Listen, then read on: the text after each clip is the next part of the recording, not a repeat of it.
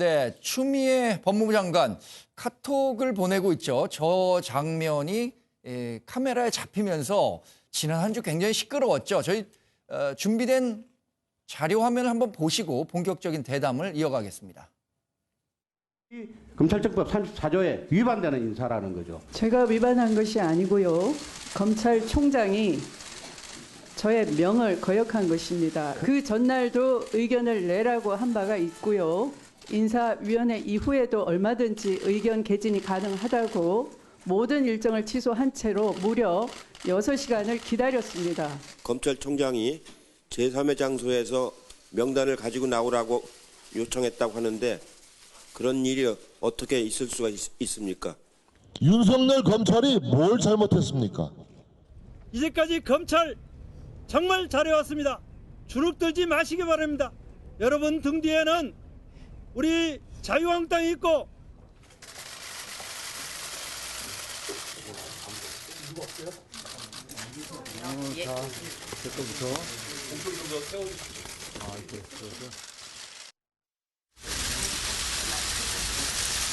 국장님 오늘 추미애 장관님 만나서 검찰 인사 관련 얘기 언급할 의향이 좀 있으십니까? 법무부랑 청와대가 논의 중인 검찰 고위 간부 인사 관련해서도 의견 나누셨습니까? 검사들의 정당한 힘을 끝까지 지켜준다고 하셨는데 아직 여전히 유효한 것인지요? 네, 검찰 인사에 대한 관심은 과거에도 있었지만 이번만큼 뜨거웠던 적은 없었던 것 같습니다. 특히 들어보신 것처럼 추미애 법무장관이 간 지 얼마 되지 않아서 인사를 했는데 이 부분을 두고 윤석열 검찰총장을 향해서 명을 거역했다. 이런 굉장히 강도 높은 비판을 했죠. 이런 명을 거역했다라는 강도 높은 비판이 나오기까지의 과정은 어떤 거였습니까? 이경환 변호사님. 예, 당연히 검찰청법에 따르면은 네. 법무부 장관이 검사 인사를 할 때는 물론 네. 자기 재청권이죠. 최종적인 인사는 당연히 대통령에게 돼 있는 것이고요. 당연히 그 전에 법무부 장관이 검찰총장의 의견을 들으라고 검찰청법에 규정이 있습니다. 그런데 그 의견이라고 들은 것은 의견을 듣는다는 차원이 아닌 걸로 했습니다. 법률에 어떤 조항이 구체적으로 있을 때는 네. 그 의미가 반드시 있는 것이거든요. 그 의견을 반드시 들으라는 이야기죠. 의견을 듣는 데는 형식적으로 의견 듣는 절차를 거쳐서는 그 요식 행위로서의 의견을 듣는 것만 해서는 안 되고 네. 실제로 의견을 들어서 반영을 해야 되는, 물론 그게 기속되지는 않습니다. 최소한 의견을 들어서 합리적일 때는 들어주는 것이 원칙이라고 해석이 되는데 이번에 인사를 보면 두 가지가 문제가 있어요. 예, 첫 번째는 시간적 문제예요. 실제 인사위원회 열리기 30분 전에 통보가 30분 전에 와가지고 의견을 제시해라. 네. 어떻게 제시합니까? 30분 전에. 그리고 두 번째 문제는 질적인 문제입니다.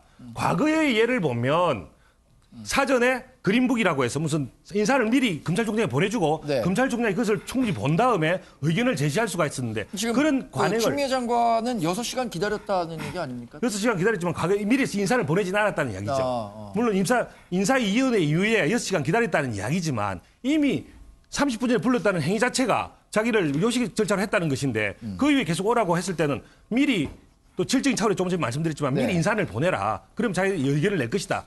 라고 이야기했음에도 불구하고 그것을 하지 않으니까 그냥 6시간 기다리는 시간을 보낸 다음에 바로 청와대에 가서 인사를 결정을 내버렸죠. 네네. 그렇다고 한 것은 실제로 어떤 요식 절차를 통해서 이 의견을 듣는 정치 절차만 했고 그것을 거부하는 것을 명분으로 삼아서 그냥 실제로 인사를 나가버린 그렇게밖에 네. 안 된다고 해석이 될 수밖에 없죠. 자, 여튼 추 장관이 명을 거역했다 이렇게 강도 높게 비판을 했는데 이 대상이 된 윤석열 검찰총장은 일단은 침묵하고 있고 윤석열 총장을 대신해서 한국당이 굉장히 역성을 드는 모습이에요. 그러니까 뭐 여야가 검찰을 정치적으로 활용하는 것 같다는 생각이 들기도 하는데요. 네.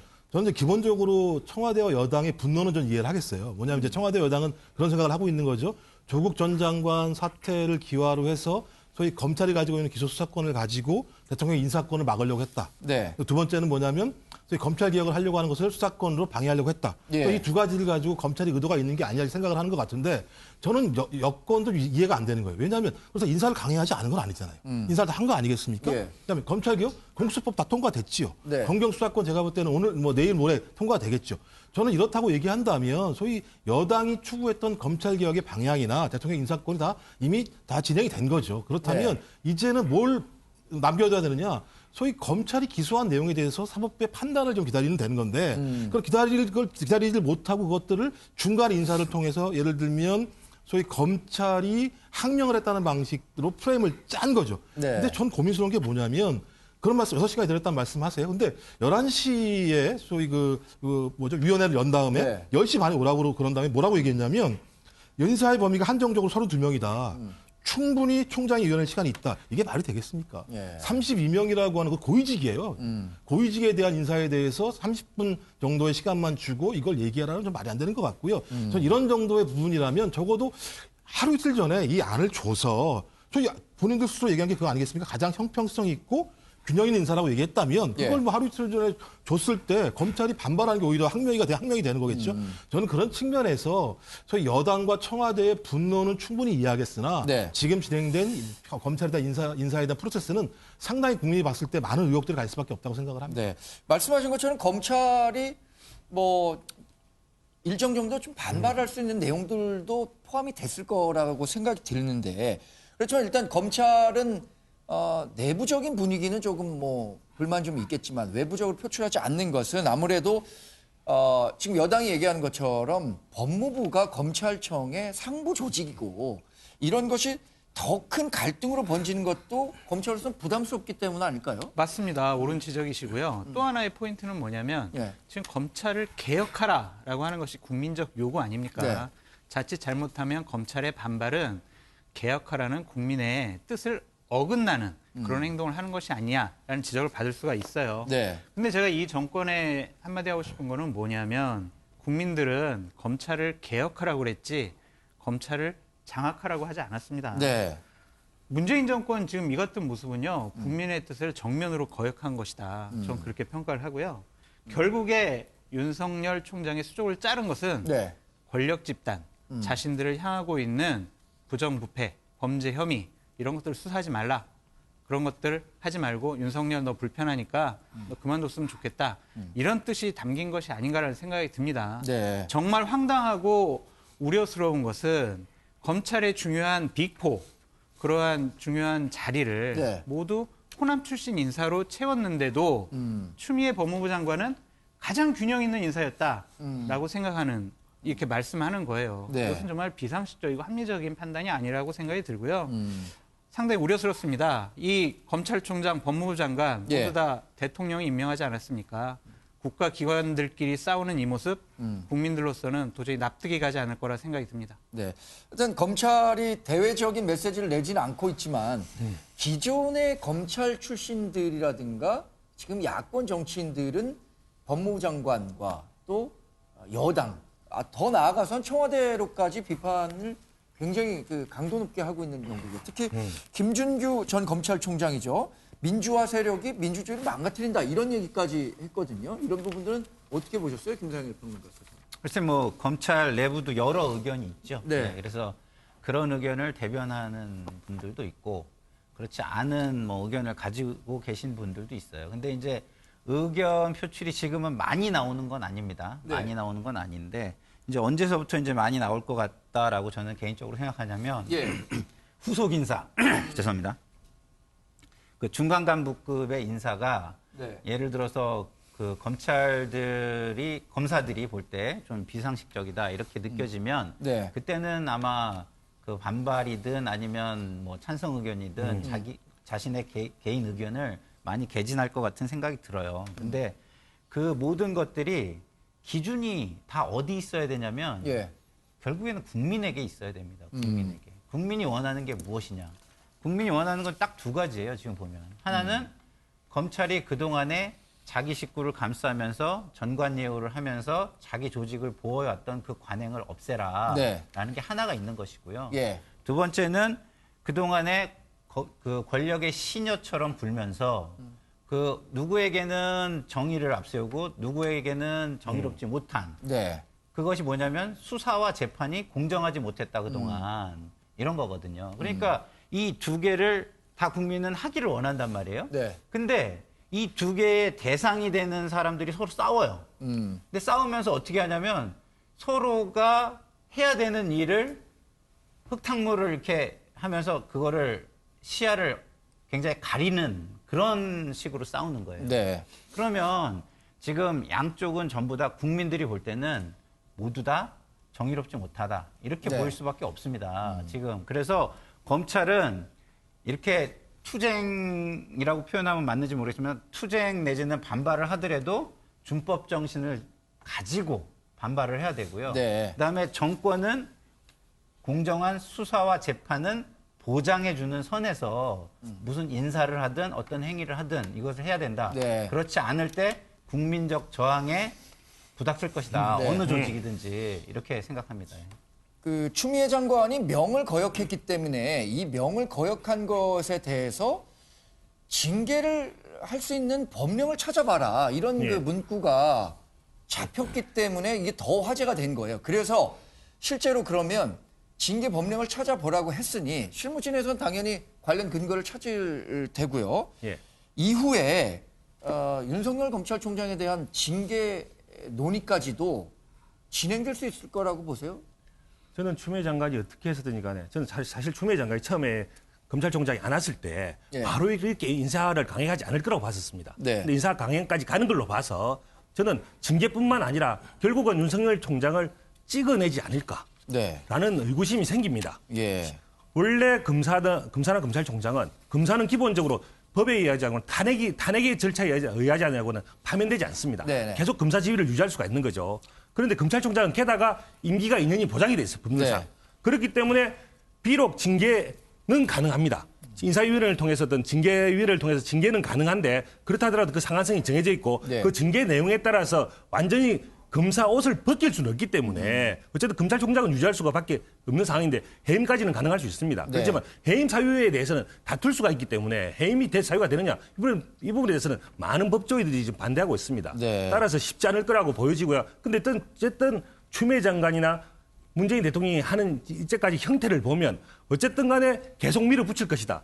결국은 윤석열 총장을 찍어낼 뿐만 아니라 실질적으로 찍어내기 위해서 네. 어떤 차장, 부장 검사 인사라든지 어떤 특별수사팀을 못 만들게 한다든지 이런 모든 수단을 동원해서 윤석열 총장으로 하여금 사퇴 내지는 찍어내려고 하는 절차로 나아가게 될 것이라는 의구심을 지울 수가 없습니다. 장 소장님도 그러면 이런 그 갈등 과정이 결국에는 일방이 물러난다면 검찰총장이 당연히 대통령과 법무장관의 명을 받들 수밖에 없는 입장이니까 그런 식으로 파국으로 갈 거라고 보십니까? 어떻게 예상하세요? 결국에는 인사권자가 되게 불편해하고 힘들어하잖아요. 또한 이 그렇죠. 집권 세력도 당정청이 모두 다 윤석열, 네. 그다음에 검찰에서 찍어놓고 지금 항명이다. 그다음에 뭐 마음에 안 드는 별로 좋지 않은 그런 일들을 했다라고 규정을 해버리지 않습니까? 윤석열 총장으로서도 상당히 불편하고 힘들 거예요. 결국에는 예. 어쨌든 임기를 채우지 못할 가능성이 많지 않겠느냐라는 생각이 듭니다. 어차피 그것은 검찰청법의 총장 임기는 2년으로 규정이 돼 있지만 네. 본인이 사임하면 그것은 가능하니까요. 근데 어차피 윤석열 총장을 징계하려면 예. 징계위원회를 먼저 만들어야 되는데 징계위원회를 하기 위해선 감찰위원회를 먼저 네. 구성을 해서 감찰을 해야 돼요. 근데 과연 인사안에 대해서 그 검찰총장이 어떤 의견을 내지 않았다. 이 부분이 징계 사유가 되고 감찰 사유가 될지 그것은 법조계에서는 상당히 여러 가지 논란이 있습니다. 예. 여튼 문재인 대통령은 추미애 장관에게 상당한 권한을 부여하고 추미애 장관이 시행하고자 하는 검찰 개혁에 많은 힘을 싣고 있습니다. 문재인 대통령이 얘기한 문재인 대통령이 추미애 장관에 대해서 검찰 사무의 최종 감독자다 이렇게 규정을 하면서 이제 추미애 장관에게 힘을 실어주고 있는 거죠. 네네. 문 대통령이 생각하는 이런 검찰 개혁의 큰 그림과 추미애 장관이 생각하는 검찰 개혁의 방향은 이미 뭐 굉장히 같은 그림이라고 봐야겠죠. 예, 그렇겠죠. 제가 볼 때는 이번 기회가 아니면 소위 촛불 정부의 과제인 검찰 개혁을 완수할 수 없다라고 하는 판단들을 하는 것 같고요. 네. 그래서 이걸 밀어붙이는 것 같고요.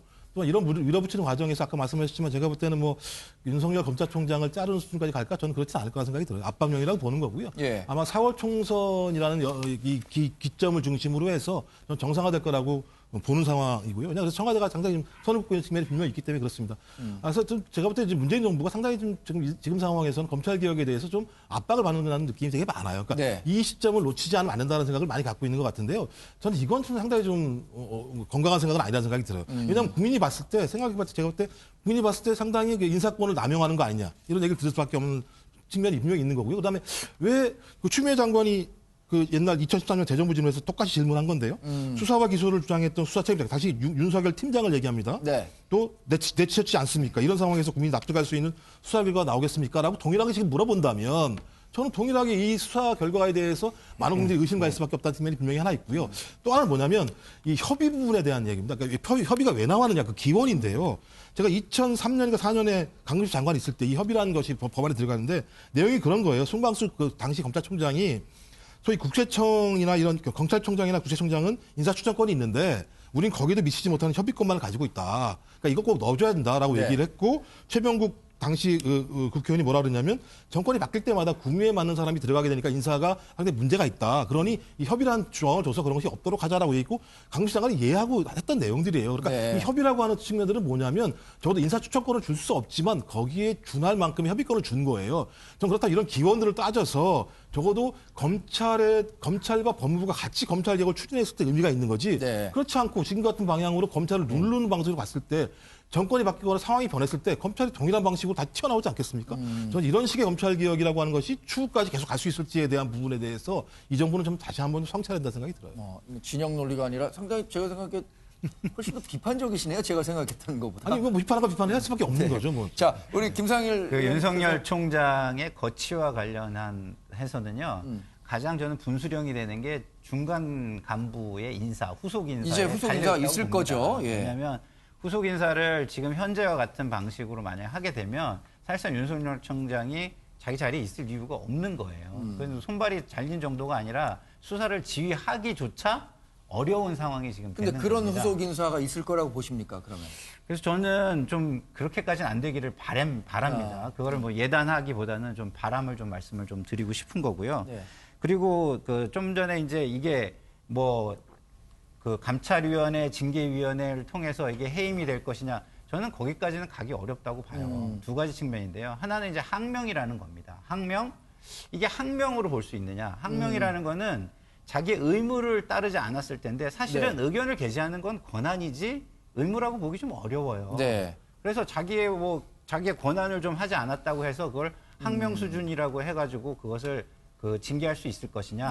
징계한다 그래도 뭐 그 수위를 그렇게 높게 할 수 있을 것이냐? 그건 저는 쉽지 않을 것이라고 보고요. 두 번째는 이제 이게 그 감찰위원회든 징계위원회든 법 아래에 있는 거거든요. 근데 검찰총장의 임기는 법에 의해서 보장이 되는 거예요. 그래서 법의 어떤 수준, 레벨이라는 걸 볼 때도 약간 하위의 개념이기 때문에 그렇게까지 가겠냐 이런 생각이 좀 듭니다. 그래서 지금 양쪽 어느 쪽도 과도하게 한쪽을 때릴 때는 정치 총선을 앞둔 상황에서 상대방을 순교자로 만들어줄 수가 있어요. 그런데 우리나라 국민들께서 어떤 성향이 있으시냐면 이렇게 약한 대상 그리고 피해를 입는 대상을 이렇게 보호해주는 어떤 수준 높은 국민이기 때문에 그런 수준까지는 양쪽 다 가지 않으려는 노력을 할 거라고 믿고 하기를 또 바랍니다. 징계 절차나 뭐 감찰위원회나 이런 게 구성돼서 한다면 최고의 법률 전문가들이 법무부와 검찰에 있을 텐데 두 양측이 어떤 그 판단을 내릴지도 상당히 관심입니다.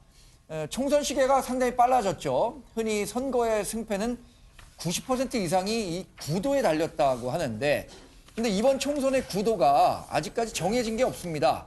4분 오열된 보수 세력 때문인데 이렇게 분열된 보수 세력이 통합에 성공해서 여권과 1대1 구도를 만들 수 있을지가 지금 관심입니다.